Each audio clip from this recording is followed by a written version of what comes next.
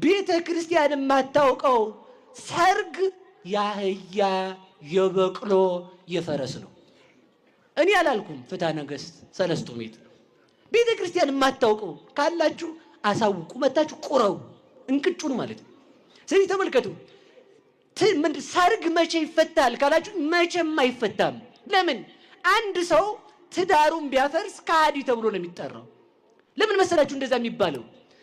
አንደኛ ሚስቲቱ የቤተ ክርስቲያን ምሳሌ ናት። ባልዮ የክርስቶስ ምሳሌ ነው። ክርስቶስ ቤተ ክርስቲያንን ሞቶም በሞቱ መስርቷት እስከ መጨረሻው ድረስ ተመልከቱ። ለቤተ ክርስቲያን እጅ መንሻ አድርጎ ደሙን አፍስሶ በደሙ መስርቷታል። ከቤተ ክርስቲያን እኛን ምእመናንን ወልዶናል በጥምቀት። እንደዚህ ከሆነ ባል የክርስቶስ ምሳሌ፣ ሚስት የቤተ ክርስቲያን ምሳሌ ከሆነ መቼ ይፋታሉ ከተባለ ተመልከቱ። ባልና ሚስት ትዳራቸውን ቢያፈርሱ ክርስቶስ ከቤተ ክርስቲያን ተለይቷል ብለው እንደካዱ ይቆጠርባቸዋል። ስለዚህ ተመልከቱ፣ ክርስቶስ አሁን እኛን በጥምቀት የወለደችን ቤተ ክርስቲያን ናት እናታችን። እኛን ልካፈል ቢል ቤተ ክርስቲያን እና ክርስቶስ ልካፈል ቢሉ የሚካፈሉን አካል የላቸውም። ባልና ሚስት ወልደው ልጅ እንካፈል ቢሉ ንብረት ይካፈሉ ይሆናል እንጂ ለማን ሊሆን ነው?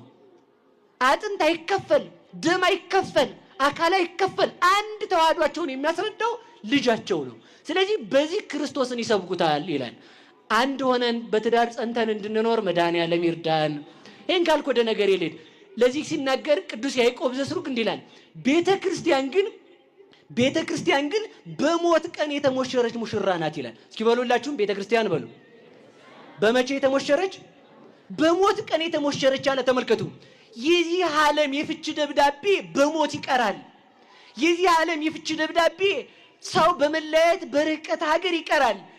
ክርስቶስ ግን ተመልከቱ፣ ክርስቶስ ለሙሽራው ስጋውን ምግብ አድርጎ ደሙን መጠጥ አድርጎ የሰጠ ሙሽራ አለ ወይ ትለኝ እንደሆነ የለም። እርሱ ማን ብቻ ነው? ክርስቶስ ለቤተ ክርስቲያን ለሙሽሪት ምግብ አድርጎ የሰጣት ማንን ነው ካላችሁ ስጋውን ነው። መጠጥ አድርጎ የሰጣት ማንን ነው ካላችሁ ደሙን ነው። ልብስ አድርጎ የሰጣት ማንን ነው ካላችሁ ብርሃኑን ነው። ጫማ አድርጎ የሰጣት ማንን ነው ካላችሁ ወንጌልን ነው። ምርኩዝ አድርጎ የሰጣት ማንን ነው ካላችሁኝ በትረ መስቀሉን ነው። እናት አድርጎ የሰጣት ማንን ነው ካላችሁኝ ቅድስት ድንግል ማርያምን ነው። ስለዚህ ተመልከቱ፣ እነዚህ በሞት እንኳን እንዳልተለያዩ የክርስቲያኖች ጋብቻ በሞትም አይፈርስ ይላል። በመቼም አይፈርስ። አንተ ሞተሃል ወይ ለሚስትህ? አንቺ ለባልሽ ሞተሻል ወይ? ምንድን ነው የሆንሽው? ቤተ ክርስቲያን የምድራዊ ባለስልጣን የፈለገ ቢመጡ የራሳችን እናርግሽ ቢሏት አትሆንም። ዲዮቅልጥያኖስ 40 ዘመን ሲያቃጥላት የክርስቶስ ሆና እየተቃጠለች ነው የኖረችው።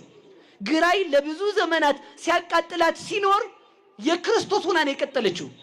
ባል መከራ እንኳን ቢመጣበት በሞት እንኳን ቢሆን የሚስት ሆኖ ይቀጥላል።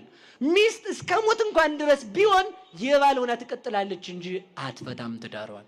ትዳራችንን ይባርክልን መድኃኔዓለም። ስለዚህ ተመልከቱ፣ እግዚአብሔር ተመልከቱ፣ ሰው የሚጠቅመውን ይወዳል። እግዚአብሔር ግን የማይጠቅመውን እንኳን ለሱ ምንም የማይሰራለትን ፍጥረትን ፈጠረ። በአጭር ቃል ብቻ ልናገረው በእውነቱ ማለት ነው። ስለዚህ ተመልከቱ፣ ፀሐይ ለእግዚአብሔር ምንም አይሰራለትም፣ አያበራለትም። ኮከብ ለእግዚአብሔር ምንም አይሰራለትም። ጨረቃ ለእግዚአብሔር ምንም አታረግለትም። ምኑን ያሳያል ካላችሁን የሰውን ልጅ ፍቅሩን ያሳያል ይላል። እስኪ በሉ የሰውን ልጅ በሉ ፍቅሩን ያሳያል። በአንድ ቃል ብቻ ልሰረው እዚህ ጋር ከገባው ርዕሴን ትቼው ስለማመሽ ማለት ነው። እግዚአብሔር ይወደናል አይወደንም? በሉ እንጂ በደንብ ይወደናል አይወደንም? በደንብ በሉ ይወደናል በሉ። የሆነ ባለስልጣን ሲወዳችሁ ስትፍነከነኩ አይደል የምታመሹት? የከተማው እኮ ከንቲባ በእናት በጣም ነው የሚወደኝ ይግባባኛልና ጉዳይ ከነኔ ያስፈጽመዋለሁ። ረባካያ እግዚአብሔር ነው እኔን የሚወደኝ እያልኩ እኮ ነው። በሉ በኩራት ተናገሩ። እግዚአብሔር በሉ ይወደናል፣ በጣም ነው የሚወደን። እውነት እግዚአብሔር ይወላችሁ ብንሰርቅም ይወደናል። ወርቅ ነና ይወደናል ብንሰርቅም፣ ዛግን እንጂ ወርቅነታችን አልለቀቀም። አንድ ወርቅ በጭቃ ውስጥ ቢሆንም በጭቃው ውስጥ ሆነ ይባላል እንጂ አፈር አይሆንም።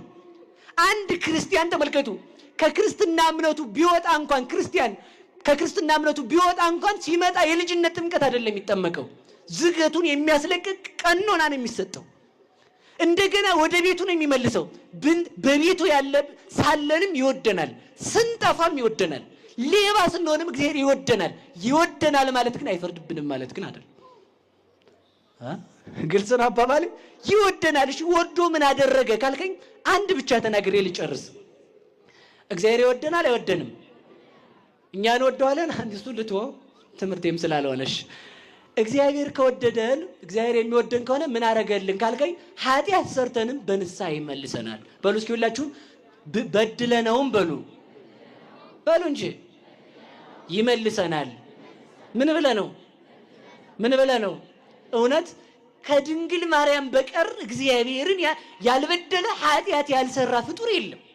ከድንግል ማርያም በቀር አብርሃም አዎ፣ እሺ ሌላም ጥሩ፣ ሙሴ አዎ በድሎታል፣ ዳዊት አዎ አመንዝሯል፣ ሌሎቹም ነገስታት የፈለጋችሁትን ጥሩ፣ በንስሐ የተመለሱ ወርቆች ናቸው። ግን ስለዚህ ተመልከቱ፣ እግዚአብሔር እንደሚምረን የምናውቀው እግዚአብሔር እንደሚወደን የምናውቀው በድለነውም እንኳን ሳይጸየፈን እስከ መጨረሻው ልጆቼ ብሎ መቀጠሉ ነው።